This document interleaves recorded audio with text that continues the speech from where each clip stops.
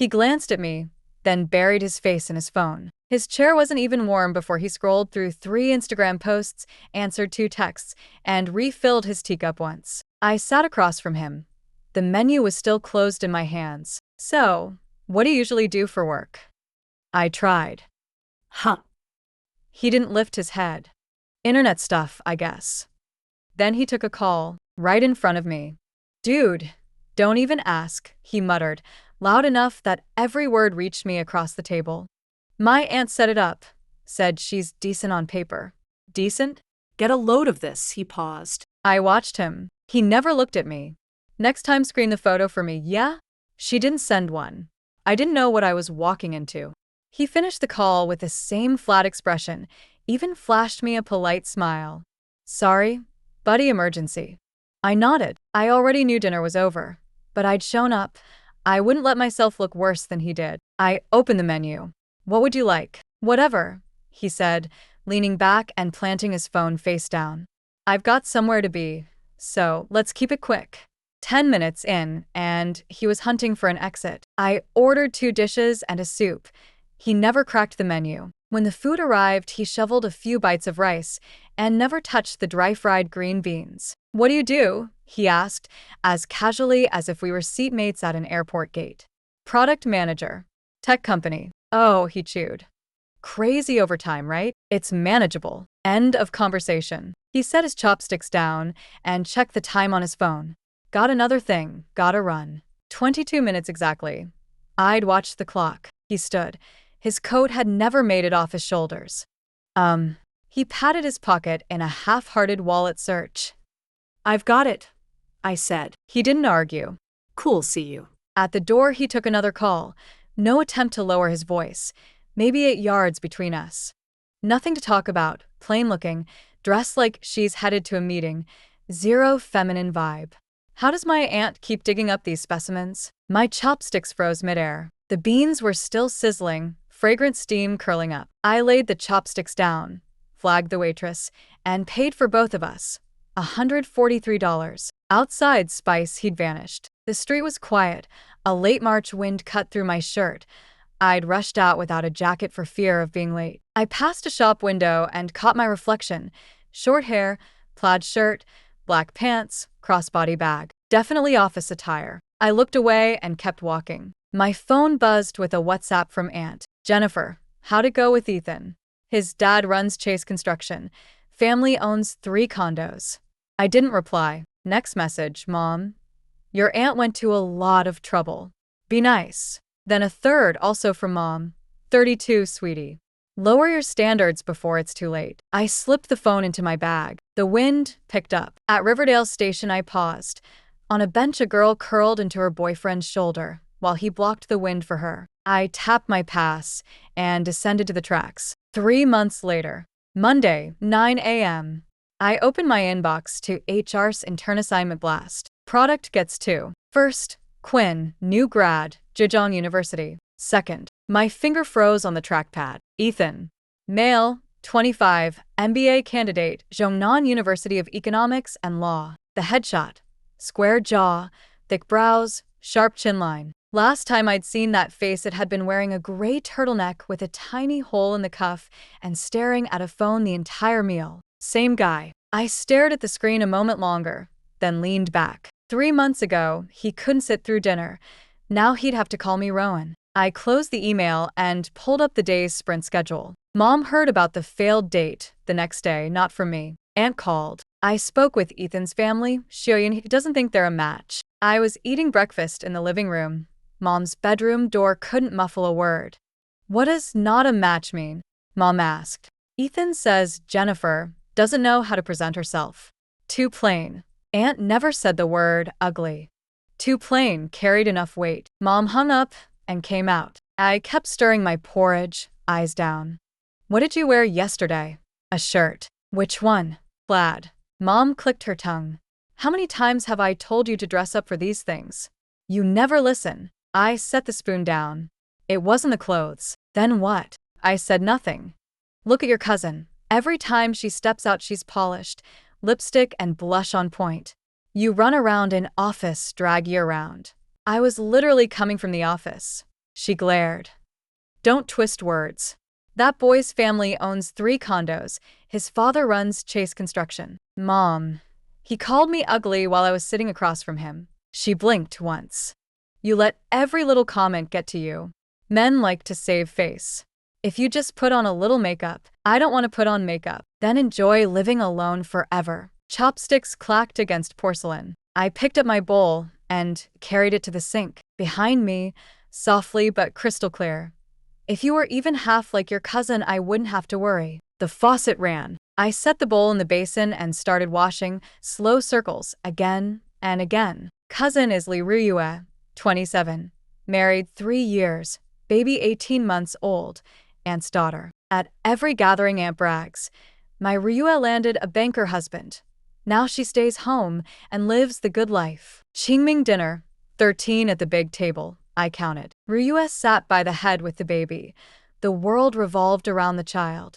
Ryue, he's gotten so big. Dad's eyes, so pretty. Ryue's blessed, married, so well. No one asked about me until Uncle, a glass of wine in, suddenly looked over. Little Min, you're 32, right? Seeing anyone? 2 heartbeats of silence. Not yet, I said. No rush, no rush. Uncle backpedaled. Girls these days are independent. Aunt cut in. No rush? 32 and no rush? Last month I found her a quality guy. She got rejected because she stopped, glanced at me. They felt it wasn't a fit. I picked up a chunk of braised pork. Jennifer's so career-driven, and lectured the table. Works overtime, never dolls up. Men judge with their eyes first. And I set my chopsticks down. I'd rather not discuss this at dinner. Quiet spread. Mom nudged my foot under the table. She means well.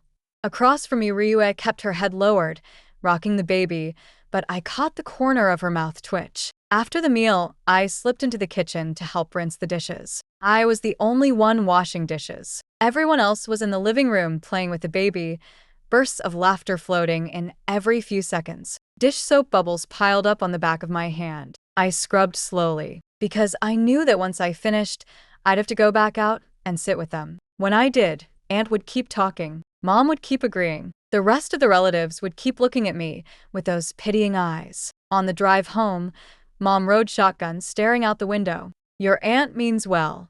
I kept my eyes on the road and said nothing. Don't be mad that her words sting. She's telling the truth. A woman past 30. If you don't hurry, Mom, let me finish. She glanced at me. With your personality and your looks, if you're not willing to settle, who's going to want you? My fingers tightened on the steering wheel. Not for long. The light turned red. I stopped. I stared at the taillights ahead. Row after row. Neat red lamps. I got promoted to director last month, I said. Mom turned her head. How many people? A full product group, plus the outsource team, about 30. She gave a small Then she said, what good is a promotion? Can it be your husband? The light turned green. I hit the gas and kept driving. Monday, 9:15 a.m., Products Weekly Meeting. I threw the slide deck on the screen and walked 12 people through last week's metrics and this week's sprint. Numbers, blockers, owners. 20 minutes, done. Warren sat in the back row. When we broke, he clapped me on the shoulder. Jennifer, lock down the new release schedule and give me the master tracker by Wednesday. Got it. Oh. 2 interns start this week. They're assigned to you. Get them up to speed. Mid-intern review is end of month. Copy that. I headed back to my desk pod. Helena drifted over, latte in hand. Helena, 38, the oldest veteran in product. She refuses the director title, says it's too much hassle, but everybody knows no spec passes review without her sign-off. Fresh interns, she asked. Emory, what's their pedigree? 1 Zhejiang undergrad, 1 part-time MBA. MBA. Helena lifted a brow. Usually just gold plating. Brace yourself. Still, you're Casey. The kid you mentored last year scored highest at conversion review. HR still quotes it. I smiled. Turned to my laptop. 17 unread pings waited in the project Slack. That's my day. 9 to 8:30. Schedules, design reviews, cross-team syncs, bug tria, PRDs. I run a 30-person program. My redesign saved Sterling Tech 400 grand in vendor costs last year. My intern conversion rate is 100%. None of that has anything to do with what I look like. But in Mom's eyes, in Aunt's mouth, all of it put together weighs less than a face. 10 p.m. I left the office at 9:30, grabbed a package at my building gate. Inside, a sticky note on the fridge, Mom's handwriting. Pork rib soup in fridge. Aunt found another one. 37, divorced, no kids, works construction. Print out on coffee table. I walked over. A single sheet. Photo, height, salary, property. In the top margin, Aunt had scrawled, "His standards aren't high. Don't blow it this time." I flipped the paper face down, went to the kitchen, ladled out the soup. It was lukewarm. Mom had simmered it earlier and parked it in the fridge, knowing I'd be late. That's her. She'll simmer soup for you, then park a blind date resume beside the pot. She loves you, but her way of loving is to decide, for you, who you should be. I washed the bowl, dried my hands, checked my phone. 3 unread messages. Aunt. Jennifer, did you look at the engineer? Great match. Mom in the family WhatsApp group. Linda, I think Jen's reading it now. I wasn't. I set the phone on the nightstand. Tomorrow is my birthday. I haven't told anyone. No one remembered last year. Or the year before. When I turned 30, Mom did remember. Over dinner she said, "You're 30.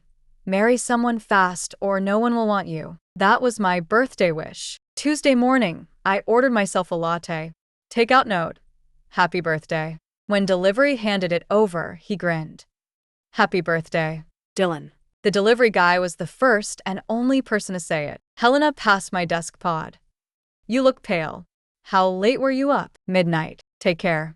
She didn't ask what day it was. Nobody needs to know. At lunch, I opened the intern dossier HR had sent and read it again. Ethan. Currently enrolled in an MBA at Zhongnan University of Economics and Law. Undergrad, a private 2-year college in Wuhan. Role. Product associate. Resume carried 3 stints. Some consultancy, an investment house, a tech startup. Flashy verbs, spearheaded, drove, optimize. Helena's voice echoed. MBA types are usually just gold plating. Brace yourself. I closed the file. He shows up tomorrow. Wednesday, 9 a.m. HR led the 2 interns into product. First through the door. Quinn, short hair, canvas tote, small bow. Alex, I'm Quinn. Have a seat. I pointed to the spare desk pod. Second set of footsteps. Leather soles, louder than sneakers. I looked up from my screen. Ethan, gray suit, white shirt, hair gelled, Starbucks in hand. Just as good-looking as 3 months ago. Just as appraising, scanning the bullpen, gaze brushing my face for half a second. No flicker of recognition. Hi, I'm Ethan. A polite nod, a calibrated smile. 15 degrees at the corners, exactly courteous, nowhere near sincere.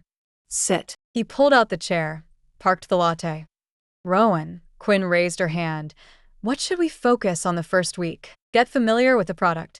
I'll give you a reading list 3 days, then sync with me Friday. He scribbled. Ethan was on his phone. I let it pass.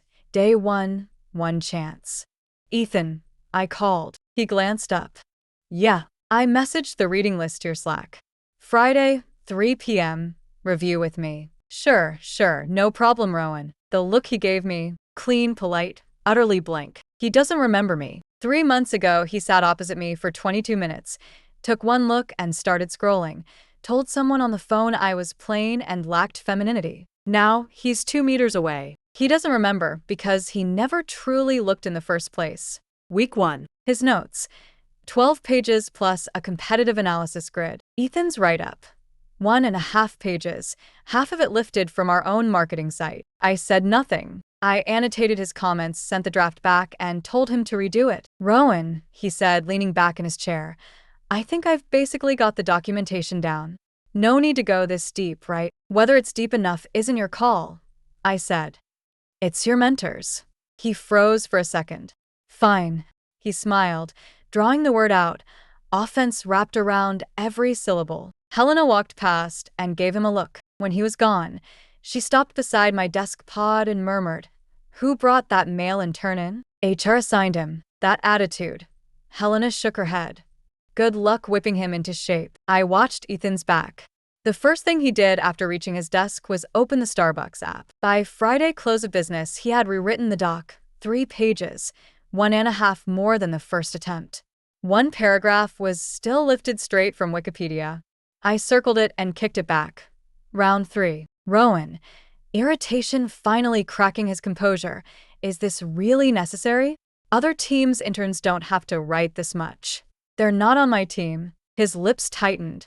He spun around and left. He sat nearby, never lifting her eyes, typing her weekly report. Week 3 is when the wheels came off. Monday, 20 minutes late, blamed on Jordan. Tuesday, competitive analysis report, format chaos, sources unsighted. Wednesday, cross-team meeting, he played on his phone in the back.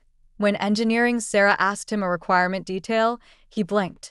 I bailed him out. He never said Dylan afterward. I logged every bit. Not because I had it in for him, I track every intern for the month-end review. What made me realize this isn't mere laziness happened Thursday at lunch. Break room. I headed in for water. Outside the door, I heard chatter. Ethan's voice. I'm telling you, my last blind date killed me. Another guy, an ops intern whose name I forget, answered. What happened? My aunt set me up, said the girl was solid. Guess who showed? Who? 32. Looked like the cafeteria lady, wore this plaid shirt. One look and I was. He made a face. I couldn't see it, but the tone said everything. Yeah, nope. I bailed after 20 minutes. The other guy laughed. Damn, bro, ruthless. Not ruthless, just facts. A woman that age who can't even put on lipstick and blush? How am I supposed to talk to that? More laughter. Then what? Andy blamed me for being picky. Me? With that face? Please, I can do better. The kettle clicked. Timer, not me. I stood outside. They didn't notice. I turned, walked back to my desk pod. Sat down. Opened the project roadmap. The cursor drifted for ages. I didn't read a single row. Helena passed with her mug. You okay? You look pale. I shook my head. I'm fine. She studied me for 2 seconds, set her cup down, pulled over a chair. Ran into a jerk, something like that. The new guy. I didn't answer. Helena snorted. Knew it. Pretty face won't write his deck for him. I didn't smile. She patted my hand. Don't waste breath on that type. You're his boss. He's on borrowed time. Helena left. I sat for a moment, then opened a blank document. File name. Intern evaluation log, Ethan. Not because he called me ugly. Because his work ethic stank, his skills subpar, and he was guilty of tardiness, sloppiness, likely plagiarism. As his direct mentor, I was obliged to keep an objective record. That's simply my job. Week 4. Ethan sensed something, or someone tipped him off. Taylor, walking past his desk, I overheard him ask Quinn, Hey Kayla, know how old Rowan is? He stayed silent. 32, he continued, same age as that blind date woman. He chuckled. He kept typing. Look, last time. Ethan, Quinn cut in. Rowan kicked your competitive report back 4th time. Aren't you going to fix it? His grin froze. Yeah, on it. Later I learned, he wasn't just chatting. He was probing someone had leaked. The ops intern who'd laughed at his joke is buddies with Mark in our group. Mark talks to Helena. Thursday night Helena pinged me. Jennifer, heads up. What? Your Ethan's gossiping about you. Break room jokes, now spreading. Saying what? She sent a long message, just below. Ethan told people he went on a date 3 months ago with a hideous 30-something woman who works here in product. He never said my name, just product. In product, early 30s female. I'm the only one. You going to HR? She asked. I thought a moment. No. Why? Midterm review is end of month. Helena said nothing. A minute later she replied. I opened the evaluation log. For weeks. Tardy, 5 times. Early exits, 3 times. Reports returned, 4 times. 1 with plagiarism. Cross-team meetings, 2 times clueless. Peer comment. His anonymous pull survey, low willingness to cooperate, often pushes tasks onto others. Black on white. Each bullet dated, details attached. Not a vendetta, just the record. I hit save. 1 week before midterm, Ethan came to me. He tapped my cubicle divider twice. Rowan, got a minute? Speak. He dragged a chair over, posture humbled. Nothing like day one. Rowan, I know I've been off my game lately. I'm aware. I waited. Family stuff, it's been distracting. I'll bounce back next month, I promise. Your midterm score reflects the first 4 weeks. Right. But he rubbed his palms. Could you cut me some slack?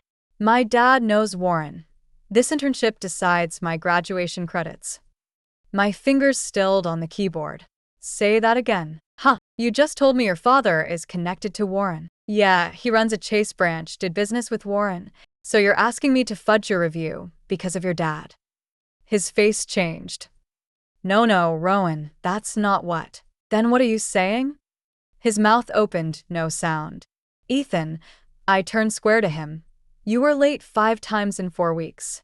Your papers came back 4 times, one with outright copy-paste. In 2 cross-team meetings, you couldn't answer basic questions. Every intern in your cohort rated their collaboration with you the lowest. All of it's logged. Do you really think special consideration can fix that? He stood up. Rowan, do you have a problem with me? What do you think? He stared at me for 3 seconds. Then he did something stupid. He smiled. The kind that carries a little threat. Fine. I'll have my dad talk to Warren. He turned and walked away. The next day, Warren called me into his office. Jennifer, sit. I sat. Warren was 53, 11 years at Sterling Tech background. He didn't waste words, but when he spoke it carried weight. What's your read on Ethan, the intern? Substandard performance. Full documentation on file. His father called me. My fingers tightened on my knee. Saying what? Said the kid's still immature. Asked me to look out for him. Added that their construction supply firm could give us preferential pricing on materials. I looked at Warren. He looked back at me. Jennifer, let me ask you straight. Does your evaluation of this intern contain any personal bias? My heartbeat skipped. No. You're sure? Every metric is recorded. You can pull it any time. Tardies have badge and logs. Drafts have revision histories. Cross-team feedback is in meeting minutes. Peer ratings come from HR's anonymous poll survey. Warren studied me for a few seconds. All right. He stood. File your review as normal. Give whatever score he earns. I'll phone his father back. Tell him our appraisal system is standardized and outside interference isn't accepted. I stood. Ellis, don't thank me, he said, opening the door. If I find you inflated any numbers, you're the first one I replace. I nodded. Leaving Warren's office, I met Ethan in the corridor. He was leaning against the wall, scrolling on his phone. Seeing me come out, his expression froze for a second. I didn't look at him. I walked past. Behind me, he muttered, voice low. Didn't Warren say it was handled? Why is she still? He didn't finish. Probably realized I was still within earshot. Midterm review. Friday, 2 p.m. 8 people sat in the conference room. Warren. Me. Helena. 3 product squad leaders. HR. The 2 interns stood by the screen. He went first. She delivered a full competitive analysis. 18 slides, solid data, clear logic, and 1 product iteration proposal. When she finished, Helena asked 2 questions. She answered both. Nice, Warren said and nodded. He sat. Ethan stood up. His deck ran 12 pages.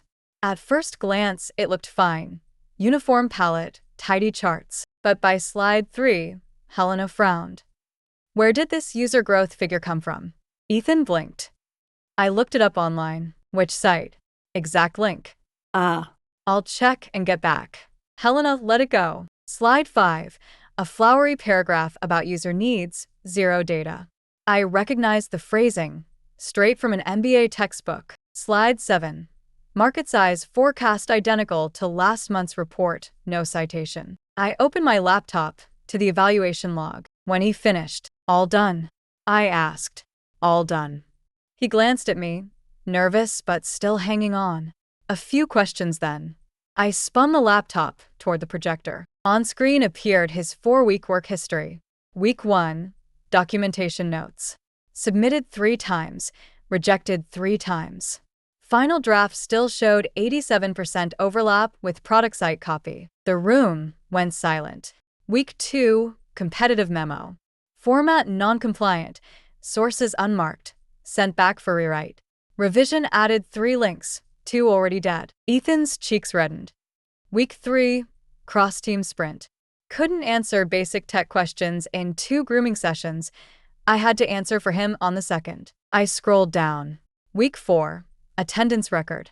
5 lates, 3 early exits. Anonymous peer rating on collaboration, 2.1 out of 5. Lowest in the cohort. I closed the laptop. All data are system verifiable.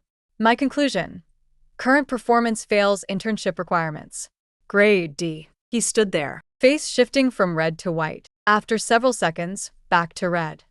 Rowan, his voice trembled. Are you targeting me? The air tightened. Helena set down her pen. Warren said nothing. Why give me AD? Other interns are worse. I don't manage other cohorts, I said. But you are targeting me, he shouted. Targeting you how? You, his breath came fast. He wanted to say it. He hesitated. I waited. The whole room waited. He spat it out. Because we've met before. Warren finally spoke. Explain. Ethan swallowed. He looked at me. I looked at him. This time he recognized me, or admitted he already had. 3 months ago, we went on a blind date. Every head in the room swiveled toward me. Helena's lip twitched. The HR associate's eyes went wide. Warren's face stayed flat. Ethan kept talking, faster and faster. Ever since that date, she's held a grudge, nitpicking every assignment, bouncing my reports back over and over. Excuse me, I said. He shut up. I reopened the laptop and projected the file. Here are your complete records. Each rejection lists a specific flaw and suggested fix. Each late arrival comes from Sterling Tech badge logs. Each cross-team complaint is archived in meeting minutes. Every peer rating was collected through HR's standardized anonymous survey. I turned to face him. Tell me which of these items is because of a blind date. He opened his mouth. 5 tardies caused by a blind date. Silence. Plagiarized charts because of a blind date. His Adam's apple bobbed. Lowest peer collaboration score in the cohort, also because of a blind date. He dropped his gaze. Ethan, I said, voice calm but carrying in the hush. 3 months ago you sat across from me for 22 minutes. You took a call in front of me and said I was average looking, not feminine enough. When the check arrived, you didn't even make a show of reaching for your wallet. His face drained of color. I remember every second. Still, I didn't dock a single point for that. Your D is a grade you earned all by yourself. Nobody spoke. Helena sat expressionless, but under the table her fingers tapped twice. Warren leaned back. Jennifer, I've reviewed your documentation. Process checks out. Data solid. He looked at Ethan. The evaluation stands. Ethan remained frozen. Fists clenched at his seams, knuckles white. He tried to speak, mouth opening twice. No sound emerged. I didn't look at him again. I closed the laptop and gathered my files. I'm not targeting you. I stood up. I just didn't baby you. After the meeting, in the 9th floor corridor, Ethan was leaning against the wall, his face ashen. He called after me. Rowan. I stopped. Look, don't take what I said in there the wrong way. I just panicked. I turned and looked at him. He forced a smile, far more strained than the one he'd given me 3 months ago at Spice. That evaluation, could you? No. Your dad already called Warren. Didn't work. His smile froze. Rowan, please. If this internship gets marked unsatisfactory, I can't graduate from the MBA program. I looked at him. 3 months ago, he'd sat across from me and hadn't even bothered to look my way. 3 months ago, he'd called a friend right in front of me and said I was ugly. 3 months ago, he'd walked out of that hot pot place so fast, like he was escaping something disgraceful. Now he stood in front of me, begging. Ethan, I said. The day you called me ugly, I said nothing. Today your work is subpar, and I'm still only stating facts. His eyes reddened. I didn't soften. When you size people up across a blind date table, you look at faces. Here, you look at competence.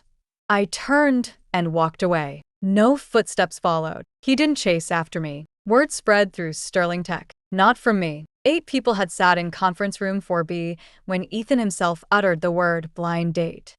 Some things, once spoken, can't be reeled back in. At lunch, people in the next pod looked at me differently. Not with pity, more like, "So you're that woman," mixed with a trace of admiration. Zhang from engineering carried his tray over and sat across from me.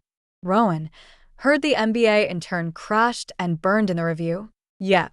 You gave him AD? I give what the data says. Zhang grinned. Casey. Helena sat beside me, saying nothing. Walking back to our desk pods afterward, she clapped a hand on my shoulder. What you said in there, clean cuts. I just told the truth. Truth leaves the deepest scar. Ethan's dad made a second call. This time not to Warren. He called Aunt. Aunt called Mom. Saturday night, I was home watching a movie when Mom came out of her bedroom and sat beside me. Her expression was complicated. Your aunt phoned. I paused the film. What did she say? That Ethan is your intern? Yes. You failed him. He earned the fail. Mom went quiet. I waited for the usual. Why are you so inconsiderate? His father is Pole. A girl shouldn't be so tough. But she didn't say any of it. She sat for a long time. He really said you were ugly to your face. Yes. What exactly did he say? That I look plain, have no femininity, dress like I'm always on the clock. Mom's mouth twitched. Your aunt says his father's calling around claiming you sabotaged the boy. I have records. Every bullet is traceable. Mom fell silent again, longer this time. Your aunt also says, Ethan told people at your company you were the ugly girl he met on a blind date. I didn't answer. Mom turned to look at me. Her eyes were rimmed red. It was the first time I'd ever seen her tear up over something that happened to me. Not over me being single, not over my lack of femininity, not over losing face, because someone had called her daughter ugly in public. Mom, I said, I never cried. She nodded. I know. She stood up and headed to the kitchen. After a while, she brought out a bowl of soup. Pork ribs with sweet corn. I took it. She stood watching me eat. Next time your aunt tries to set you up, she said, I'll block her for you.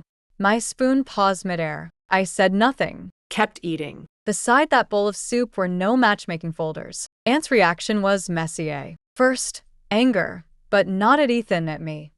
Why didn't you tell me you were his boss? I could have talked to his family. Aunt, it's done. The grade is submitted. Why are you so stubborn? His dad runs Chase Construction. What if someday what? Aunt choked on the words. When he called me ugly, you said I should dress better. When his work stank, you said I should go easy on him. Aunt, when am I ever right? The line went quiet for a long time. I'm 32. I lead 30 people. Every intern I've mentored has converted to full-time, except this one. He didn't get AD for my looks. He got it for his incompetence. Aunt hung up. She never called back. Later, Mom told me Aunt went silent in the family WhatsApp group for a week. She used to post another candidate for Jennifer at least 3 times a week. That week, nothing. Ethan's internship ended in week 6. Not dismissed, he resigned. Before leaving, he returned his badge. I was at my desk pod. He placed the card on the corner. Rowan, sorry for the trouble. I glanced up. He was thinner, hair gel gone. When you job hunt next time, I said, don't ask your dad to make calls. He kept his head low. Okay. And I added, on your next blind date, really look at the person across the table. His lips tightened. No reply. He turned and walked off. Slowly this time. Not like that night at Spice, when he fled. This time he looked hollowed out. Bits and pieces reached me afterward. His MBA got pushed back 6 months. No internship credit. Graduation delayed. His dad's company lost a partnership bid because of the scene he'd made. The Warren pipeline really did snap. As for Ethan himself, an ops intern told me he'd wiped every boastful post from his Instagram, including the one. Another boring matchmaking dinner. Whether he's a better man now, I don't know. That's not my file to keep. The first weekend after mid-year reviews, I went to Riverside alone. Bought a wine-red trench coat. Not because anyone said I should dress better. I passed the window, liked what I saw, tried it on, checked the mirror. The saleswoman said, Vance Sam, that color lights you up. I smiled. Ring it up. On the way home, Mom messaged. Weekend dinner? I've got chicken soup on. No strings. No, and I want to show you someone's profile. No, your aunt has a new prospect. Just soup. I texted back one word. Sure. I'm 32. I run a 30-person product track. Every intern I've mentored converts, except one. My evaluations are honest, footnoted, audit-proof. I'm not pretty, but I'm high value. Thanks for listening. If you like the story, hit like and share it with friends. We'd love to hear your take in the comments. Don't forget to subscribe for more tales. See you next time.